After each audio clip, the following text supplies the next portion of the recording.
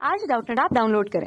Doubtnut पर अपने सभी गणित, रसायन विज्ञान, भौतिक विज्ञान और जीव विज्ञान के डाउट्स का करो सफाया। बस प्रश्न की फोटो खींचो, एक ही प्रश्न को क्रॉप करो और तुरंत वीडियो सोल्यूशन पाओ। अभी डाउनलोड करें।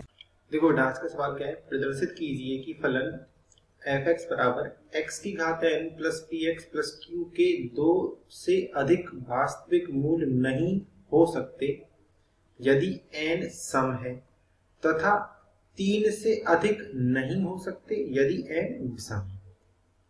तो देखो हमारे पास जो फलन दे रखा है वो क्या दे रखा है, f(x) बराबर x की घात n plus px plus q। अब हमारा जो है स्थिति नंबर 1 ले लेते हैं हम कि यदि n सम है, यदि n कैसा है, सम है, तो मान लो चलो n का मान हमने क्या ले लिया, 2m ले लिया। ठीक, अब हमारा फलन क्या हो जाएगा, f(x) बराबर x की घात 2m plus px plus q। ठीक, तो अब इसका क्या करते हैं हम, एक बार अवकलन कर देते हैं। तो एक बार अवकलन करेंगे तो क्या मिलेगा, 2m गुणा x की घात 2m माइनस 1 और प्लस p। ठीक है, चलो तो अब हम देखते हैं कि f(x) का मान जो है वो 0 कहाँ पे होगा। तो f(x) बराबर 0 करता है तो क्या मिलेगा हमको, 2m गुणा x की घात 2m माइनस 1 प्लस p बराबर 0। अब देखो इस समीकरण का कितना वास्तविक मूल हो गया ना। अब हम f(x) के वास्तविक मूल निकालते हैं। तो यहाँ पे देखो 2m अगर सम है तो 2m माइनस 1 कैसा होगा, विषम होगा। 2m माइनस 1 कैसा होगा, विषम होगा। तो इसका मतलब यहाँ से हमको क्या मिल गया, x की घात 2m माइनस 1 बराबर माइनस का p बटे 2m। तो इस समीकरण का क्या होगा बताओ, इस समीकरण का अधिकतम एक मूल ही वास्तविक होगा, एक मूल ही वास्तविक होगा। अब क्यों होगा, क्योंकि ये क्या आ रहा है बताओ, ऋणात्मक में आ रहा है कि नहीं आ रहा। और ये घात कैसी है इसकी, विषम घात है। ये घात कैसी है इसकी, विषम घात। ठीक, तो इसका केवल अधिकतम जो एक मूल ही क्या हो सकता है, वास्तविक हो सकता है। क्योंकि इसकी जो घात लेनी पड़ेगी वो क्या आएगी बताओ, 1 बटे 2m माइनस 1। तो ये चाहे धनात्मक हो चाहे ऋणात्मक हो, अगर p का मान ऋणात्मक हुआ तो ये धनात्मक भी हो जाएगा, पर धनात्मक भी हो जाएगा तो भी इसका मूल जो है वो एक ही वास्तविक होगा। क्योंकि यहाँ पर घात कैसी है बताओ, विषम घात है। और विषम घात से क्या आएगा, मान लो जैसे हमने लिख दिया, अगर हम एक एग्जाम्पल ले लेते हैं कि x की घात 3 बराबर मान लो हमने लिख दिया 4। तो यहां से अपन को x बराबर क्या मिलेगा, 4 की घात 1 बटे 3। तो ये केवल एक ही वास्तविक मूल मिलेगा इसका। तो इस f(x) बराबर 0 का क्या होगा बताओ, एक अधिकतम एक वास्तविक मूल होगा। तो यहां से हमको क्या मिल रहा है कि f(x) बराबर 0 का अधिकतम एक मूल ही वास्तविक होगा। अब देखो चलो जो हम इसमें पढ़ते हैं क्या, जो हम अवकलन के जो नियमों में पढ़ते हैं कि अगर मान लो f(x) बराबर 0 के दो वास्तविक मूलों के मध्य, दो वास्तविक मूलों के मध्य कम से कम एक मूल f(x) बराबर 0 का होता है। f(x) बराबर 0 के दो वास्तविक मूलों के मध्य कम से कम एक मूल f(x) बराबर 0 का, एक वास्तविक मूल जो होता है वो f' बराबर 0 का होगा। कैसे होता है देखो, f(x) जो है, अब इसको मैं आपको थोड़ा सा चित्र से भी समझा देता हूँ ना, जिससे कि आपको ये पूरा समझ में आ जाएगा अच्छे से। ये देखो, ये हमारा x अक्ष हो गया, ये हमारा y अक्ष हो गया। मान लो एक फलन है y बराबर f(x), उसका जो आलेख है वो कुछ इस तरह से बन रहा है।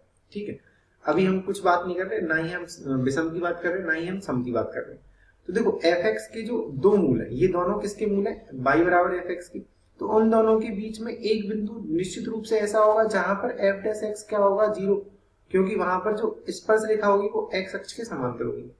तो वहां पर स्पर्श रेखा की प्रवणता कितनी हो जाएगी, 0 हो जाएगी। अगर ये आलेख जो है 2-3 बार अगर ऐसे घूम जाता है तो कम से कम एक मूल तो होना पड़ेगा कि नहीं पड़ेगा।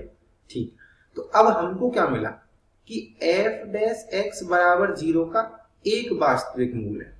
एफ डैश एक्स बराबर 0 का क्या है, एक वास्तविक मूल।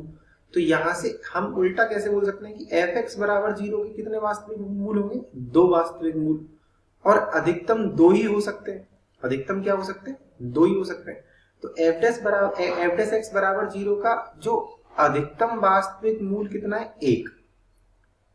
तो एफ एक्स बराबर 0 के अधिकतम वास्तविक मूल कितने हो जाएंगे, दो ही रहेंगे। अब क्यों रहेंगे, मान लो अधिकतम वास्तविक मूल हमने 3 कर दिए, तो 3 करने का मतलब तो क्या हुआ कि दो मूलों के बीच में एक मूल मिलेगा एफ डैश एक्स का, और फिर अगले दो के बीच में एक और मूल मिलेगा एफ डैश एक्स का, तो उसके तो दो वास्तविक मूल हो जाएंगे कि नहीं हो जाएंगे। इसलिए एफ एक्स बराबर 0 के केवल अधिकतम वास्तविक मूलों की संख्या कितनी होगी, 2 होगी। तो हम पहला जो हमारा भाग है वो हम सिद्ध कर चुके कि यदि n समय तो अधिकतम वास्तविक मूलों की संख्या क्या होगी, 2, मतलब 2 से ज्यादा वास्तविक मूल नहीं होंगे। अब अपन बात करते हैं चलो n यदि विषम है, तो यहां से हम दूसरी स्थिति स्टार्ट करते हैं कि यदि n जो है वो क्या है, विषम, n विषम है। तो अब देखो मैंने n को विषम ले लिया, तो n को विषम लेने के लिए मैंने क्या कर लिया, n बराबर ले लिया बच्चे लोग 2m + 1। तो यहां से हमको y बराबर या एफ एक्स बराबर क्या मिल जाएगा, एक बार ऊपर से देख लेते हैं। एफ एक्स बराबर क्या है, एफ एक्स बराबर है x की घात n + px + q। तो यहां पर हम y की जगह एफ एक्स ही लिख लेते हैं, एक ही बात है। तो यहां से हमने क्या लिख दिया, एफ एक्स बराबर x की घात ये हो जाएगा 2m + 1 + px + q। अब देखो बच्चे लोग इसका यदि हम अवकलन करते हैं तो क्या मिलेगा, 2m + 1 गुणा x की घात 2m और प्लस p। ठीक, अब हम देखते हैं कि f डैश x बराबर 0 के कितने वास्तविक मूल होंगे। तो f डैश x को हमने किसके बराबर कर दिया, 0 के बराबर। तो यहां से हमको क्या मिलेगा, 2m + 1 गुणा x की घात 2m बराबर -p। ठीक, तो यहां से देखो ये क्या हो गया, x की घात 2m बराबर -p बटे 2m + 1। तो अगर देखो 2m + 1 यदि विषम है तो 2m कैसा होगा, सम होगा। 2m कैसा हो जाएगा, सम। तो ये जो घात है ये कैसी घात होगी, सम। अब यहां से अभी दो स्थितियां बन रही है। अगर मान लो p का मान धनात्मक है, p का मान कितना है, धनात्मक, तो p का मान अगर धनात्मक हुआ तो यहाँ पे सम घात के बाद क्या मिल रहा है, ऋणात्मक संख्या मिल रही है, जो कि संभव ही नहीं। तो इसका तो कोई भी मूल वास्तविक नहीं होगा, यहाँ पर तो कोई भी मूल वास्तविक नहीं होगा इसका। पर अगर मान लो p का मान ऋणात्मक हो गया तो फिर ये क्या हो जाएगा, पूरा धनात्मक हो जाएगा, और धनात्मक हो जाएगा और घात कितनी है, सम, तो उसके वास्तविक मूल, अधिकतम वास्तविक मूल कितने होंगे। तो यहाँ पर अधिकतम वास्तविक मूलों की संख्या कितनी होगी, 2 होगी।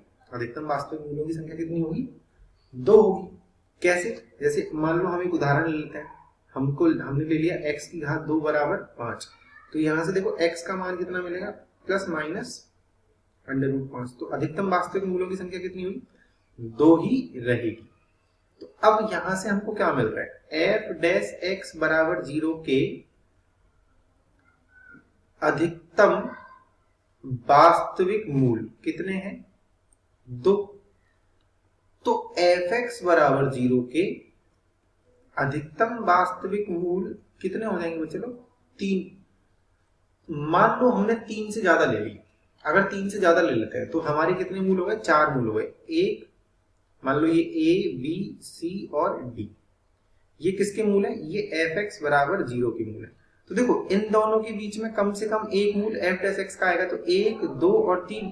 तो एफ डैश एक्स के अधिकतम वास्तविक मूल कितने हो जाएंगे, 3 हो जाएंगे। तो ये तो गलत हो गया, क्योंकि हमको पता है एफ डैश एक्स बराबर 0 के अधिकतम वास्तविक मूल कितने हैं, 3। तो अतः एफ एक्स बराबर 0 के अधिकतम वास्तविक मूल कितने होंगे, 3 ही रहेंगे, है ना। तो इसका मतलब क्या हुआ कि एफ एक्स बराबर 0 के जो वास्तविक मूल है वो 3 से ज्यादा नहीं हो सकते। तो इस तरह से हम इस सवाल को हल करेंगे। कक्षा 6 से 12वीं से लेकर नीट, IIT, JEE वो एडवांस के लेवल तक 1 करोड़ से ज्यादा छात्रों का भरोसा। आज ही डाउनलोड करें डाउटनेट ऐप या व्हाट्सएप करें अपने सारे डाउट्स 8400 400 400 पर।